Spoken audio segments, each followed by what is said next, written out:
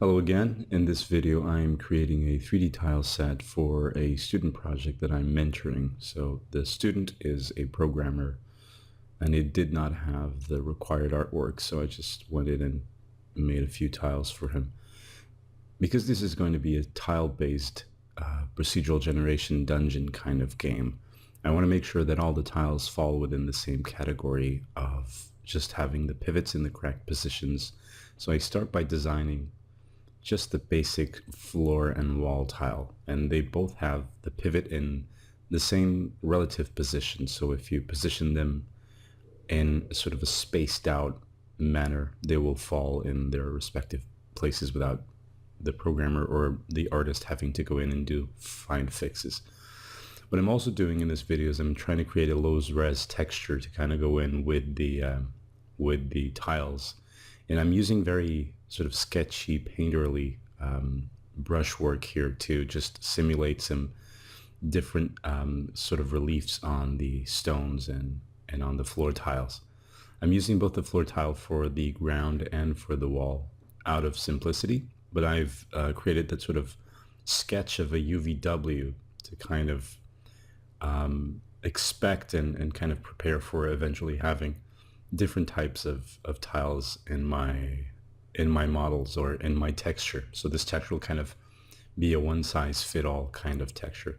I'm also worrying about making sure that my UVWs kind of match and that I keep all of my tiles as either references or instances when it so is required, so that my geometry and my UVWs all get updated throughout the whole, all of the models. I'm also adding a few more tiles here depending on the style. So here I'm creating a pillar that is going to be creating a visual divider in between all of the tiles. And this is sort of to cover up some of the seams as well, but it'll also allow me to then make what I felt were more interesting corner pieces for when you have to create this sort of zigzagging effect in your scene. So I'm now applying the UVWs to that specific area, and the way I designed it is basically just stretching over the texture that I've painted, basically stretching the UVWs over the texture that I've painted. Moving things up and down in this case is all due to what my personal preference is. I'm also now adding vertex colors, and because this was done on a stream, I think I was kind of trying to show alternatives for using texture. If you want to use the same texture over a large mesh, that you have the ability to actually go in and use vertex colors for diversity. In this case, I'm just creating a center like column, and this is mainly for potentially having either stuff stuck in there or just have a way to create some sort of visual variety without having to actually construct different floor tiles. This is also like a passageway to a different room, which is either unavailable, so I might put a grill in front of that. It's either unavailable or it's a loading point, so you actually don't see the next room, you just see what you want. I'm also applying a bend effect here to one of the columns to actually create the overarching stonework over the doorway. So almost instantly you create the effect of a door there. Now I'm creating this little sort of altar, and again, this is just for variety on the scene. So I'm painting a face of, I don't know, I think it's a demon maybe, of something, just like really quickly. Trying to make sure it's not either too contrasty or that it doesn't look like stone at all. I have to be careful with that not looking weird. And in this mesh, I'm going to basically take the UVWs and position them over that piece of the texture, and that kind of brings that in. I also felt that it was a little too wide on the top view, which is my main concern in this moment. So I just made it narrower on the texture to sort of compensate for that.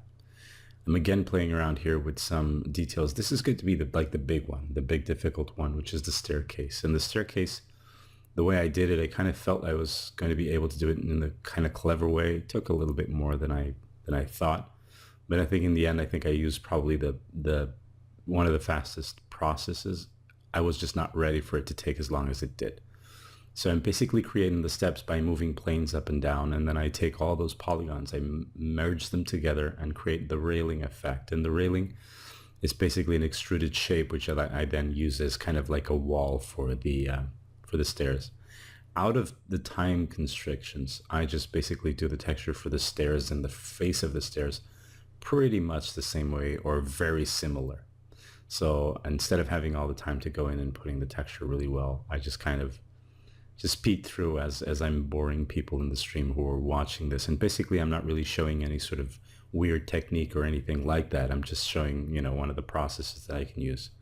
Because of the vertex color and the UVWs, it's also important that for corner pieces, I kind of match them together as I'm placing them around next to each other. In this case, I have to do a diagonal cut and erase extra vertices so that the meshes actually match together. Now, one of the things that I kept forgetting and getting remembered throughout the stream was that I could use the symmetry modifier, which is a modifier in 3D Studio Max, which is the software that I'm using, that will actually allow me to do symmetry at 45-degree angles. So most of the corner pieces and inner corner pieces I could have actually done that way.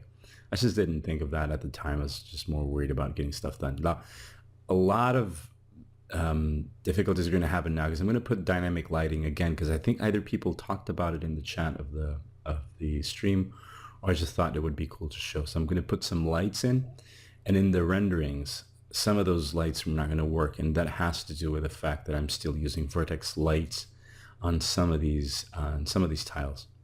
And the lightings that I use, the lights that I use are very simplistic, old style standard lights, which are basically the omni lights. And you can see some of the tiles not working. It's because the display of those tiles has to do with them using vertex colors. Now I take it away and I bring up my dynamic lighting and my good rendering and basically end up with a scene that looks like this. So I hope you guys enjoyed this video and I hope you guys learned something. Take care, and I'll see you some other time.